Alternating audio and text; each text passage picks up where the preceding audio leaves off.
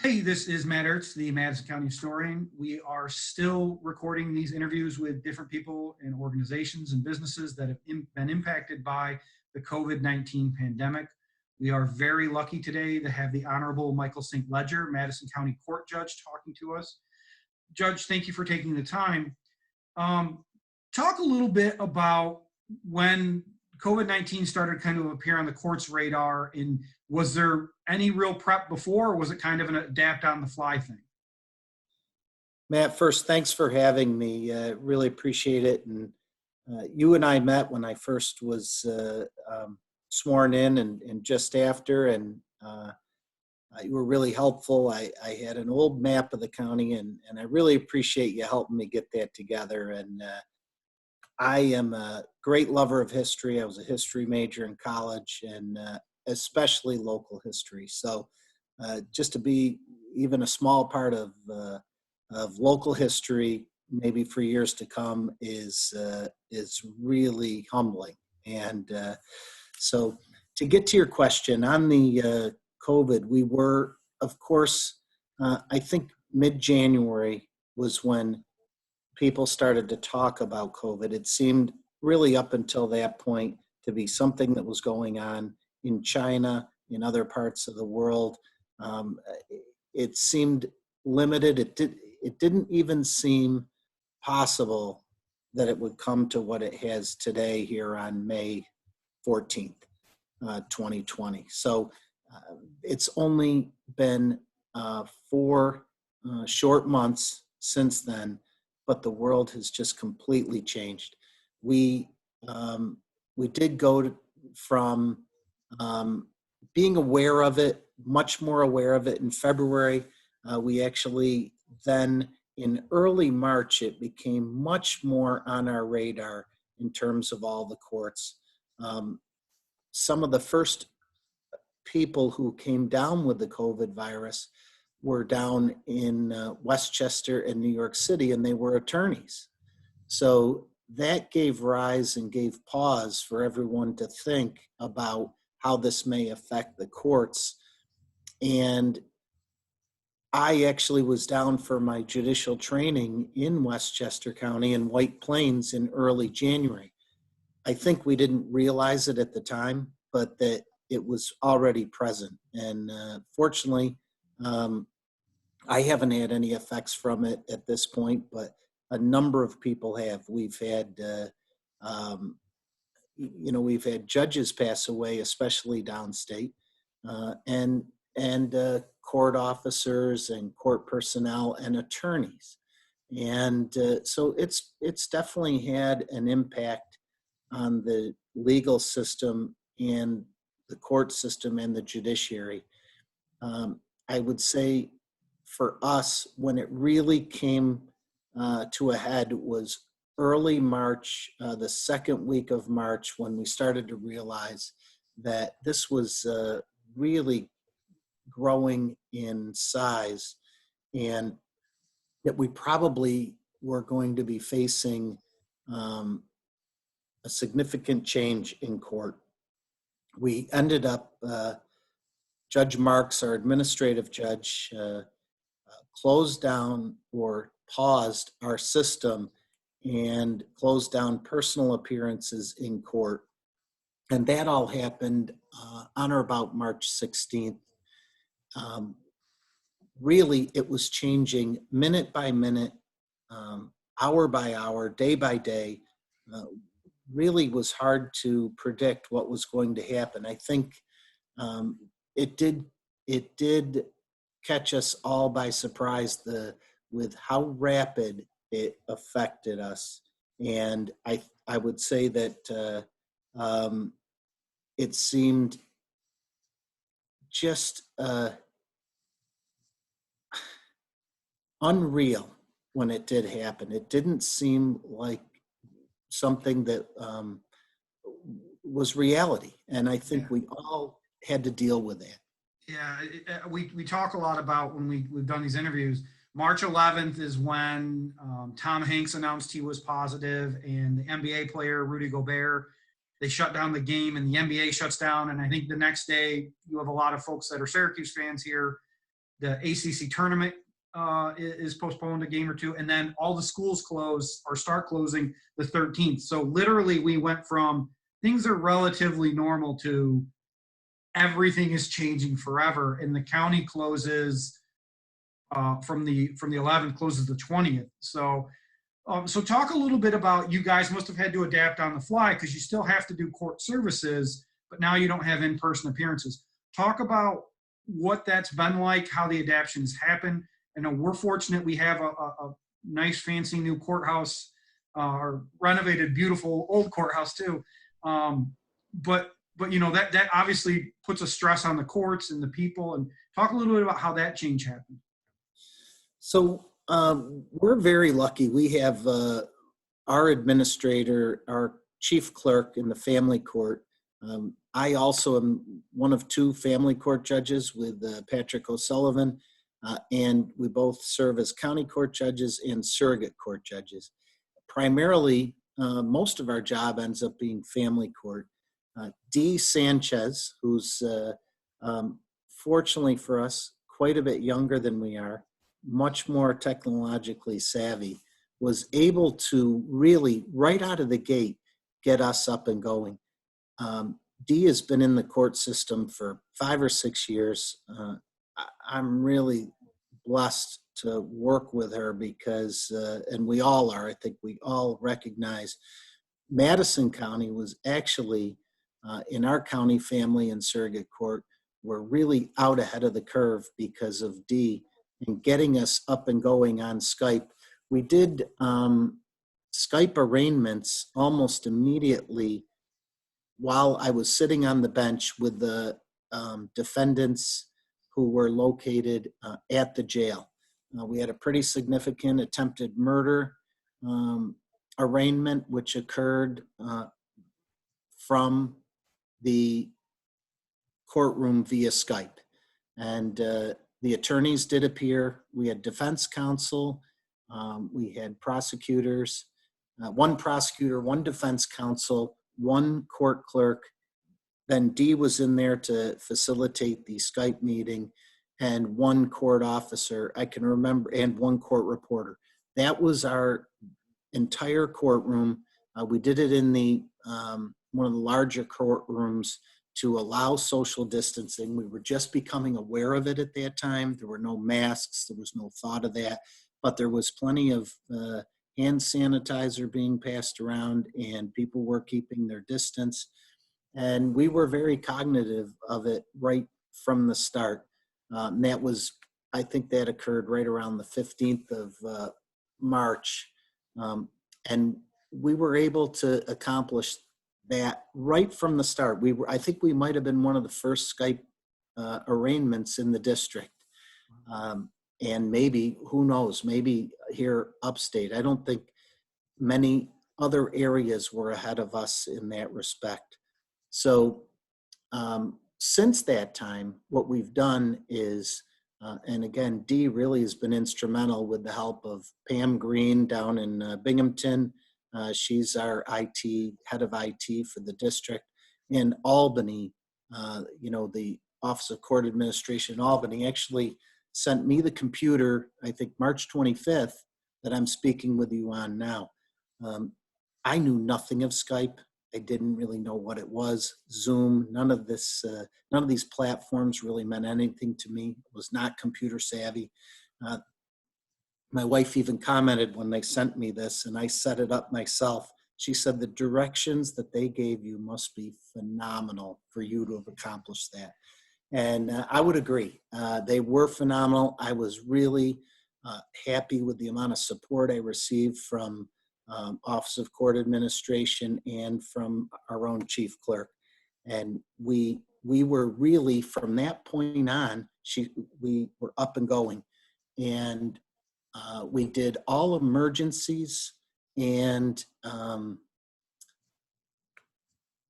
any arraignments, necessary arraignments. We were only doing necessary services at that time. So the courts were open, but we weren't taking on new filings. Everything came to a pause at that point.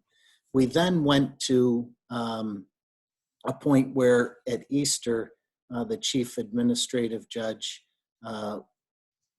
Judge Fiore, issued a directive that we were to start court on Monday. And that was, I remember it was Holy Thursday. It was right before Easter. And over Easter weekend, the job that the court system did in getting us cases to hear, and we had to hear at least 5 cases per day. And I know that our district responded overwhelmingly. We heard at least 5 cases a day, Judge O'Sullivan, Judge Serio, and myself. And that went on, has gone on to the present. So today, this morning, I had cases on before speaking with you today. Well, and thank you. Have you noticed a significant difference? I mean, obviously, there's probably less people in the courtroom. Have you noticed a significant difference in how things kind of go through, or is it just kind of business as usual? So what has happened is actually the courts aren't physically closed. However, there is a small group of personnel manning the courts. And while the courts are open to the public, really at this point, the public has not been appearing in court. As a matter of fact, all our appearances since about March 20th have been virtual.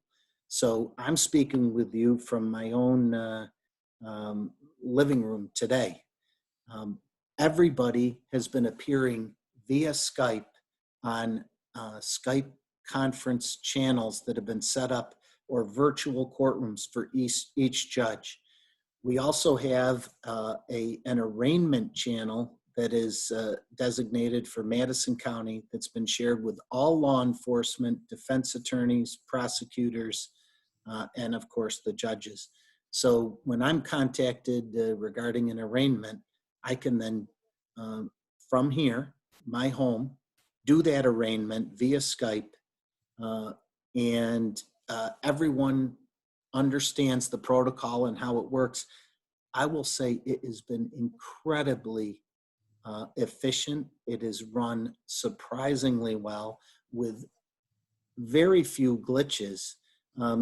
Sometimes it does take time for people to get on. The first couple weeks certainly took time for people to adapt to it, but the attorneys have adapted it to it amazingly. I think that all ages, most of the attorneys in our county there's a blend of basically younger and older. That seems to be a little bit of a gap in the middle, but the younger attorneys adapted to it really well. The older attorneys shocked me in their ability to get on Skype, and we've had many, many meaningful court appearances, and we've moved a lot of cases along as best we can under the circumstances. So it's been really positive. Have you found that there's certain cases you're not able to do right now because of this, or basically everything is moving forward? So we have found that there are certain cases we can't do. We because of the nature of county court, which is felony, criminal court, superior court, we can't do those cases other than conferencing or hearing motions right now. We can't do trials via Skype at this point, or we haven't. We have done hearings via Skype, but we can't take a plea or do sentencing because it does require on a felony level for the individual to be present in open court. And we haven't been doing that at this point because of the pandemic. Right now, we're in a 10-county district. We're us and Cortland County are within the central New York region for purposes of the governor's layout, and right, as you know, and the rest of the county is within other districts, Finger Lakes or Catskill region, and they are all open. 8 of the 10 are all open as of Monday, May 18th. Judges will be returning to chambers as well as their staff. Half staff will be back in the courtroom. Courtrooms or the clerk's offices will be divided into two teams. Basically, 50% will be there for 2 weeks. The other 50% will be home, possibly working at home virtually, and then they will switch. That way they're avoiding cross-contamination. But chambers and the judges and their chamber staff will be in as of May 18th. We're now, today as we speak, awaiting the governor's decision for the central region, and that may bring us into the picture probably within the next week or so. Yeah, you contacted me earlier, and it's about 11:30 a.m. right now. The chairman at the meeting this morning that they posted on social media said that we had reached the last goal. Now it was up to the governor to reopen. So it does look like, in theory, we're going to be on that track too. They're planning on opening up Monday, I believe. But the fun thing of this is we'll see. Everything's subject to change, and just what you said, it's been such a learning experience going through this. As a historian, to actually go through something and try and record it in the moment's been an interesting thing. But one final question. I know you're very busy. Do you think this is going to impact how the courts do business in the future? Without question. I think what's going to happen is Madison County is uniquely located within the 6th Judicial District. We're at the top of the district in terms of the northernmost point. It's mostly a southern tier district. We're surrounded by the 5th Judicial District, which includes Onondaga and Oneida counties. And a lot of our attorneys come from Syracuse and Utica. And there's certainly a lot of travel for them to appear in court. Travel has always been an issue, and scheduling when we try and reschedule cases. And what'll happen is if we want to put a case on at 11 o'clock on a Tuesday, an attorney will say, I have a 9:30 in Syracuse or Utica, and that you can tell they just aren't going to be able to make that. Well, now we're going to most likely be continuing and allowing appearances via Skype or telephone. And I think you're going to see attorneys doing much less travel, much more appearing from their office, especially for conferences. I think in Judge Cirio's courtroom, probably for Supreme Court, he can do quite a bit of work via Skype and do a lot of conferencing, and he's very effective at that. So, and he's been very proactive and very adaptive, and we all have. We've really all tried to do our best to embrace this. I've heard little or no grumbling in terms of this. People have done what they have to do. It's been really impressive.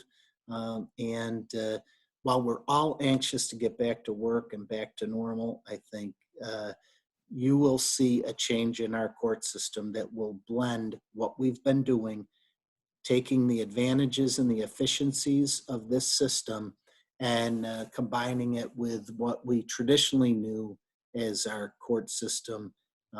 And I think you're going to hear words like pre-coronavirus or pre-COVID or pre-pandemic and post-pandemic. I think we're going to live in a whole different world, as you've heard from probably everybody else. Yeah, I've talked about one of the things, I joke all the time, one of the things that every kid from this point going forward is going to know how to wash their hands. But I remember getting on an airplane before September 11th, 2001, and my sister, who's 7 or 8 years younger than me, grew up in the if you see something, say something era. So it's a very different mindset. And just what you said, when you talk about flying before September 11th and after September 11th.